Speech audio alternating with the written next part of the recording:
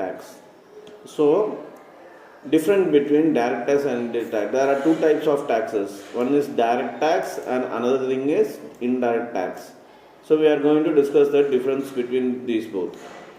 First, serial number, basis, direct tax, indirect tax. Have we discussed this?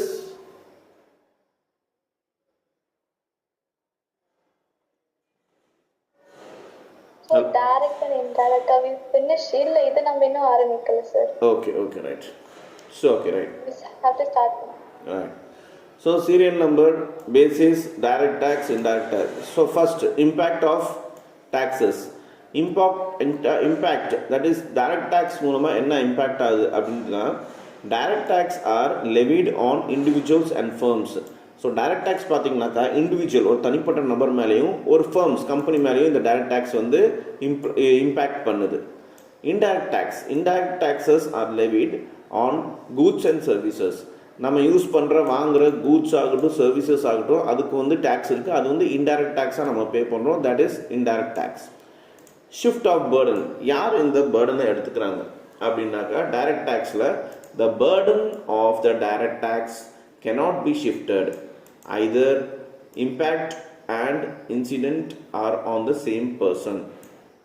என்ன சொல்கிறாங்க, direct டேக்ஸில் பார்த்தீங்கன்னாக்கா யாருக்கு அந்த டேக்ஸ் கட்டணுமோ அவங்க தான் கட்டணும். அந்த டேக்ஸை வந்து இன்னொருத்தவங்களுக்கு ஷிஃப்ட் பண்ண முடியாதுன்னு சொல்கிறாங்க.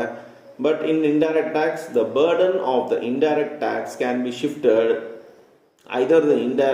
either impact and incidents are on different person.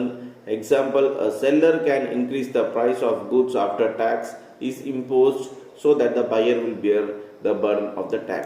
இதே இன்டைரக்ட் டேக்ஸில் பார்த்தீங்கன்னாக்கா அந்த டேக்ஸோட பேர்டன் வந்து ஷிஃப்ட் பண்ணலாம். எப்படின்னாக்கா ஒரு பையர் வந்து அவங்களோட இப்போ செல் பண்ணுறாங்க, கூட்ஸை செல் பண்ணுறாங்கனாக்கா அவங்க டேக்ஸோட அதிகமாக காசு வச்சு அந்த டேக்ஸோடு தான் அந்த பொருளை விற்பாங்க. ஸோ அதனால் அந்த பை பண்ணுறாங்க, யார் அந்த கஸ்டமர் பை பண்ணுறாங்களோ அவங்க தலையில் தான் அந்த இன்டைரக்ட் டேக்ஸ் போய் கட்ட வேண்டிய சூழ்நிலை வருது. ஸோ இங்கே இன்டைரக்ட் டேக்ஸ் வந்து ஷிஃப்ட் ஆகுது அப்படின்னு சொல்கிறாங்க. Responsibility. Nature of direct tax. நேச்சரில் பார்த்தீங்கன்னாக்கா they are generally progressive in nature. So direct tax வந்து நேச்சர்லேயே அது வந்து ப்ரோக்ரெசிவாக இருக்குது. அதே இன்டைரக்ட் டேக்ஸ் பார்த்தீங்கன்னாக்கா they are generally proportionate in nature. இது வந்து நேச்சரில் ப்ரொபோர்ஷனேட்டாக இருக்குது அப்படின்னு சொல்கிறாங்க. ஸோ ஆவரேஜாக இருக்குது.